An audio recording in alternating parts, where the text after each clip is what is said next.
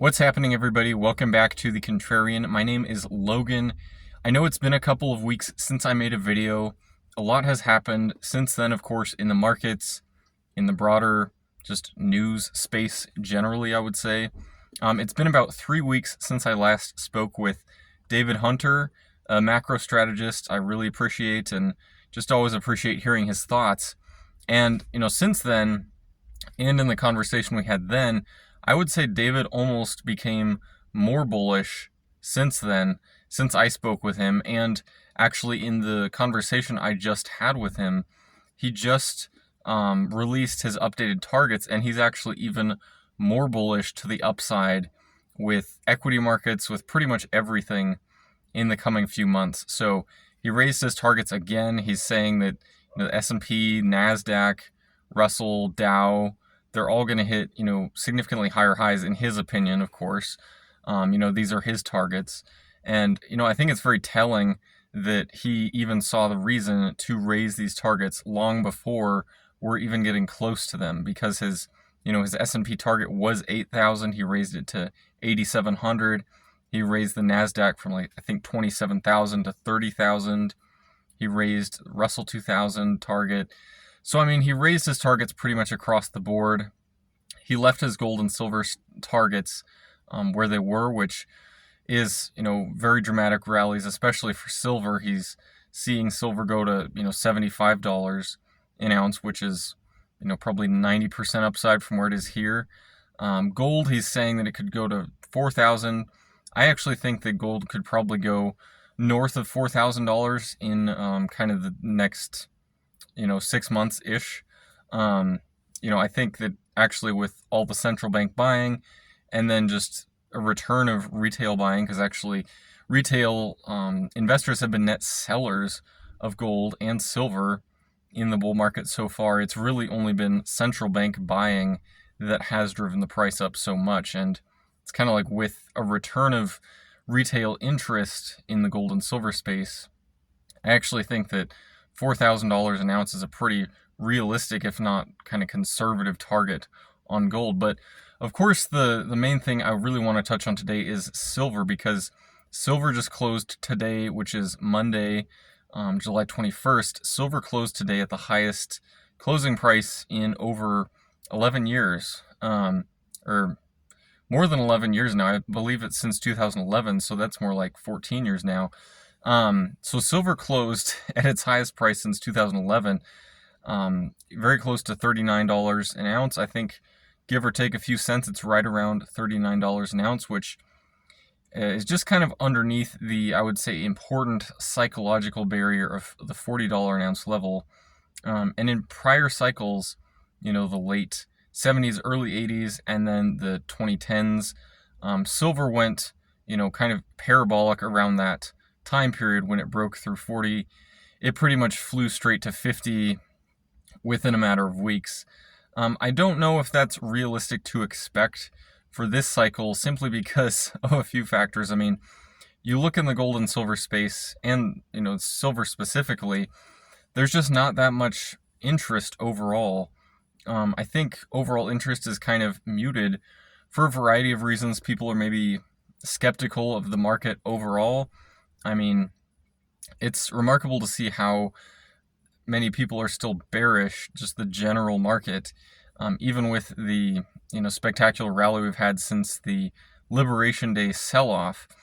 You go up to the average person, kind of maybe chat with them about the market or something like that, and I'm blown away by how often I just hear some kind of pessimistic statement about the economy or the stock market or something to that end.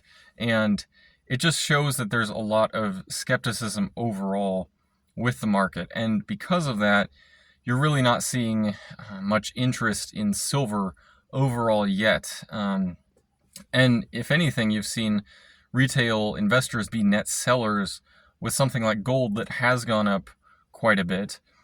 Gold has actually outperformed silver so far. Silver definitely outperforms in the later stages, and I think that will happen again. But, with retail investors, kind of your common U.S. investors being net sellers of gold, at these higher prices, I think when we saw gold, get over $3,000 an ounce, probably a lot of people started taking profits at that point. They're like, okay, I bought gold, maybe back in the 2000s, 2010s when there was that whole gold mania around 2010. For a while I was underwater, and then I sold around $3,000 or something like that. So, I think a lot of people kind of saw gold maybe getting looking toppy in their opinion, looking like it was making a top around 3,000, 3,200, and they got out, or they took some profits off the table, which isn't a bad thing to do.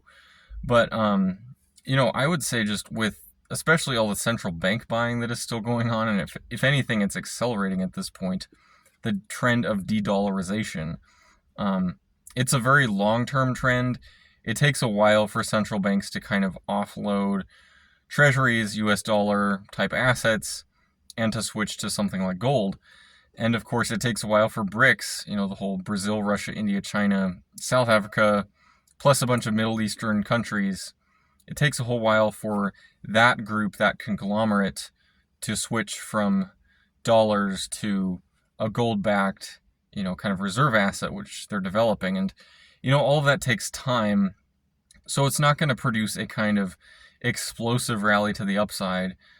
It more so resembles what we've seen the last 2 years, which is just kind of a constant grind to the upside for gold.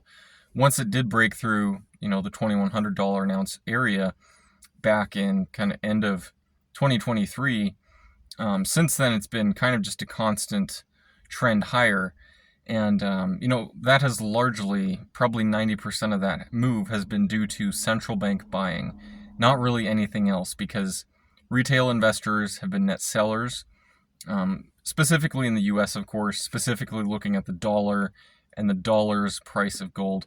Of course, if you're looking at like Indian buyers, Chinese buyers, of course, retail buyers there have always been net buyers of gold because they view gold a lot differently than Western investors, who are still, I would say, a bit stuck in viewing the dollar as kind of the eternal world reserve currency, which, no reserve currency lasts forever. The dollar is no exception to that. And so I think that it has taken Western investors some time to kind of realize that, the dollar is also going to face a demise at some point. And maybe that's coming sooner rather than later. I mean, with just kind of all of the huge laundry list of topics that I could talk about, I'm not going to, because there's so many things, with Trump and just all the things going on in the world right now that I could talk about but won't, just because there's so much there. And I want to kind of focus in on this video just to silver and gold specifically. But, with the kind of, I would just generically term it, loss of trust between former allies and trading partners and everything like that, I think you're seeing a strong restructuring of global partnerships, and it may happen more quickly than it may have previously. It's kind of like little by little, and then things suddenly change.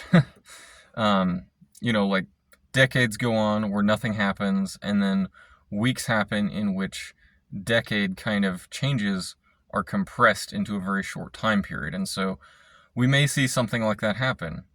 We may see something like silver be re-examined as a strategic commodity because it's just used in so many strategic industries right now, like defense, energy. Like pretty much every kind of energy system requires advanced electronics, advanced conductors, advanced semiconductors, of which silver is used in all of these.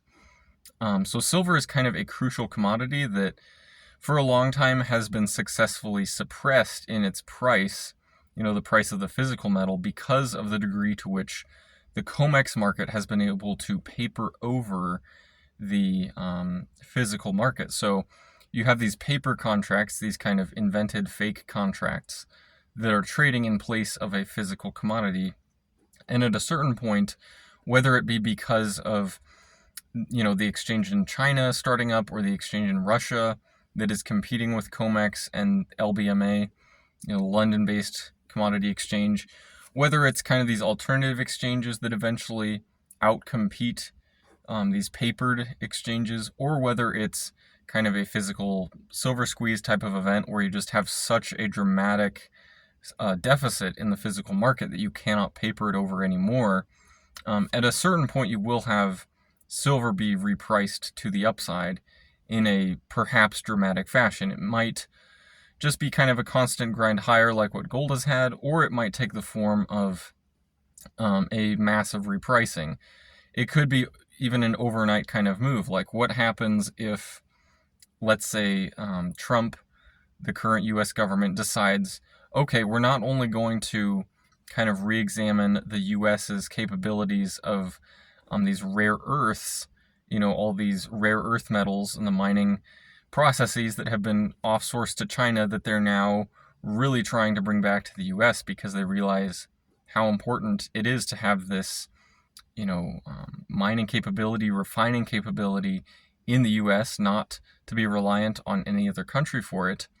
What happens if they kind of do the same thing with silver? So if anything, I would kind of view silver as perhaps I wouldn't say the most important metal out there, but it's right up there with a lot of them, because, whether it's all of these advanced electronics industries, energy, I mean, silver is a vital component in the modern industrial supply chain. And if a country that produces a lot of silver, whether it's like Mexico or China refines a lot of silver, Russia mines and refines a lot of silver. I mean, whether it's these countries that kind of form an embargo and threaten the US with it, or whether it's the US kind of realizing, as they did with rare earth metals, that, they need to reshore this industry, you could see a dramatic repricing of silver as a result of something like that. So I wouldn't take a dramatic repricing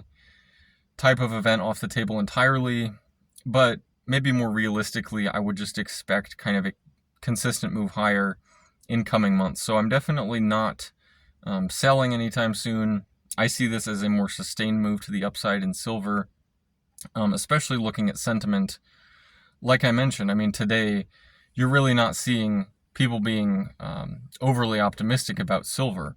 If anything, you're probably seeing just retail come in and sell some of the physical silver that they've owned for a while, which isn't a bad thing. I'm not saying that's a bad thing, but it just goes to show that, the market is nowhere near overbought, in my assessment, in my opinion, of course, because, I'm not providing advice in any way, but I do view it as a very opportune time to just be observant of kind of these major trends that maybe only occur once or twice in a generation, if anything. So they're kind of few and far between, hard to miss for some people. I mean, I'm amazed at how many advanced, like legendary type status Wall Street individuals are missing the precious metals train. Like someone like Michael Burry, Jim Chanos, who else? Steve Eisman, like these guys who saw a lot of prior things that the masses missed. They themselves are kind of missing something that I think is maybe more obvious, but, not to belittle them or anything, but it is interesting to see how a lot of people are missing the boat on this, or they have missed the boat. Maybe they think the end of the cycle, the end of this bull market is in precious metals is kind of becoming closer than what they would prefer, and so they're not going to get in at this point, and I understand that. But, it is really interesting to see just how people, when their perceptions are off in the beginning, sometimes it's hard for them to switch kind of midway, even if it would be advantageous to switch partway through and go bullish. So oftentimes that's something I have to remind myself of, is like, okay, am I missing something? Even if this is a developed bull market, maybe it still has a lot of room to run. Maybe I still need to buy, even if it's kind of in an overbought territory, because it still might have a lot of room to run. I don't want to miss out on that. So, you also don't want to chase something either. And so that's a big, the balance to play. So, all this being said, really wanted to make this video chatting on gold and silver mainly, also the general market as well. It's a very interesting dynamic that we're seeing as the market continues to march higher, but investors continue to remain, I would say, somewhat pessimistic and skeptical of it. So yeah, we will really need to wait and see just how high they can go.